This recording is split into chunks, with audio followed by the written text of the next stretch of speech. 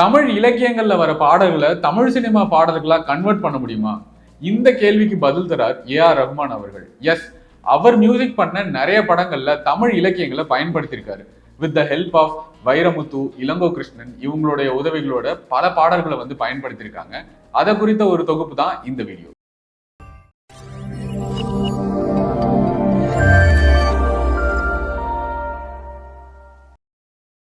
ஆயிரத்தி 1996 வெளிவந்த காதலன் படம் எல்லாருக்குமே பிடிக்கும். இதுல வாலி, வைரமுத்து எல்லா பாடல்களும் எழுதியிருப்பாங்க. ஆனா குறிப்பிட்ட இந்த ஒரு பாடல், இந்திரியோ இவள் சுந்தரியோ அப்படின்ற இந்த பாட்டு குற்றால குறவஞ்சி அப்படின்ற இலக்கியத்துல இருந்து திருக்கூட ராசப்ப கவிராயர் அப்படின்றவர் எழுதின பாட்டு.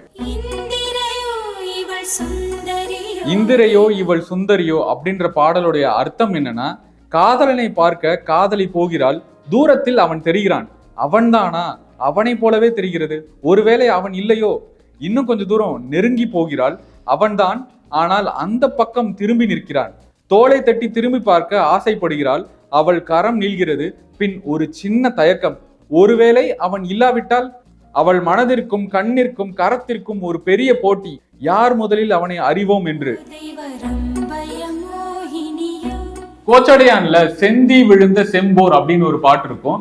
அந்த பாட்டு என்னன்னா, ஹீரோ நினைச்சு கஷ்டப்படுற உருகிற ஒரு பாட்டு அப்படின்னு சொல்லலாம். என்னால இப்படி ஒரு விஷயம் நினைச்சேன், நானா இப்படி ஒரு விஷயம் பண்ண அப்படின்ற ஒரு தாக்குதலுக்குள்ள ஹீரோயின் இருப்பாங்க.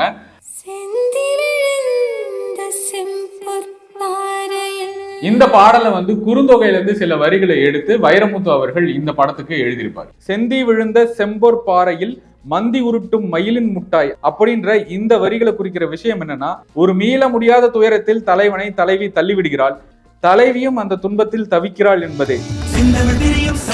இருவர் படத்துல வர நறுமுகை உங்க எல்லாருக்குமே தெரியும். இது புறநானூறுல இருந்து எடுத்த பாட்டு. இதுல அற்றை திங்கள் அந்நிலவில் அப்படின்ற இந்த வரிகளை அங்கவை மற்றும் சங்கவை பாடின வரிகளா இருக்கும். அற்றை திங்கள் அப்படின்னா என்னன்னு கேக்குறீங்களா? லாங் அகோ, அப்படி இல்லைன்னா ஒன்ஸ் அப்பான் அ டைம் அப்படின்னு சங்க தமிழ்ல சொல்றதுதான் அற்றை திங்கள். வினை தாண்டி வருவாயா இன்னைக்கும் பல பேருடைய ஃபேவரட் லவ் மூவி.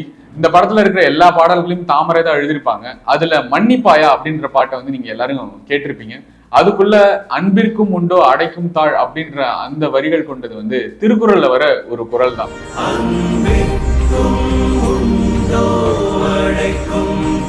அன்பிற்கும் உண்டோ அடைக்கும் தாழ், ஆர்வலர் புன்கணீர் பூசல் தரும். இந்த திருக்குறளுடைய பொருள் என்னன்னா, உள்ளத்தில் இருக்கும் அன்பை தாழ்பால் போட்டு அடைத்து வைக்க முடியாது, அந்த மாதிரி அன்பிற்குரியவர்கள் கிட்ட துன்பத்தை கண்ணீர் துளி வாயிலாக வெளிப்படுத்துவது.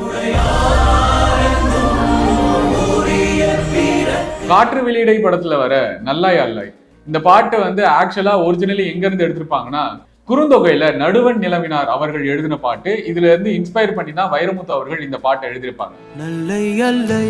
நல்லை அல்லாய் அப்படின்னா இட்ஸ் நாட் ஃபேர்னு சொல்லுவோம்ல. இப்போ ஒருத்தவங்களுக்கு ஒரு தீர்ப்போ ஜட்மெண்டோ கொடுக்குறாங்க, இல்ல இது சரியா இல்ல அப்படின்னு சொல்ற மாதிரி, இது நல்லதுக்கு இல்ல அப்படின்ற ஒரு பொருளாகவும் எடுத்துக்கலாம். அடுத்து பல பேர் நான் இந்த வீடியோ பத்தி பேசுறப்பவே இந்த பாட்டுக்காக எதிர்பார்த்துட்டு இருப்பீங்க. சங்கமம்ல வர மார்கழி திங்கள் அல்லவா, ஆண்டாள் எழுதின திருப்பாவையில இருக்கிற வரிகளை தான் இதுல பயன்படுத்தியிருப்பாங்க. மார்கழி திங்கள் மதி நிறைந்த நன்னாள் அப்படின்னு சொல்லிதான் பாடலே ஆரம்பிக்கும். இதுக்கப்புறம் சில வரிகள் இதுல இருந்து அடாப்ட் பண்ணி வைரமுத்து அவர்கள் எழுதி கொடுத்திருக்கும். தலைவனை காணும் நாள் எல்லாம் தலைவிக்கு உவப்பான நாள், அதிலும் முழு நிலவு காதல் உணர்வை கூட்டும், ஆதலால் மார்கழி திங்கள் மதி நிறைந்த நன்னாள் ஆகிறது. அந்த நிலவின் அழகை விடியும் முன்னே தான் ரசிக்க வேண்டும், அதனால் அவனை நாம் தொழுவதற்கு முன் அதிகாலையில் நீராடி தூய்மை அடைய வேண்டும் அப்படின்றதான் இந்த வரிக்கான அர்த்தம். பொன்னியின் செல்வன் படத்துல வர இளையோர் சூடார் அப்படின்ற பாட்டு புறநானூறுல குடவையில் கீர்த்தனார் எழுதின பாட்டு. குடவாயில் என்பது சோழ நாட்டில் இருந்த ஒரு ஊர். ஆக்சுவலா குடவாயில் கீர்த்தனார் ஒரு பெரும் துன்பத்துல இருக்காரு. என்ன அப்படின்னா, ஒல்லையூர் கிழான் மகன் பெருஞ்சாத்தன் இறந்து கிடக்கிறார்.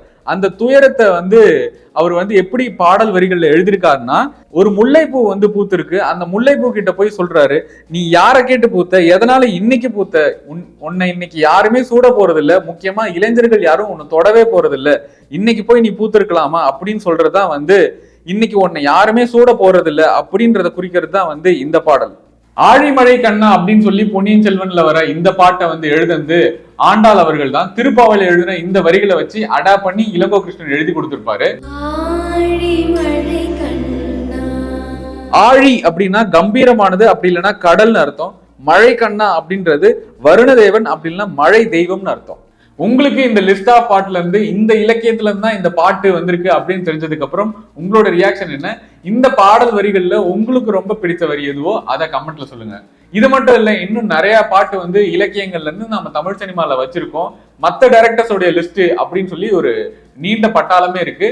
மீண்டும் இது போன்ற இன்னொரு நல்ல வீடியோல உங்களை சந்திக்கும் வரை உங்களிடமிருந்து விடைபெறுவது உங்கள் தமிழண்டா ரமேஷ். நன்றி, வணக்கம்.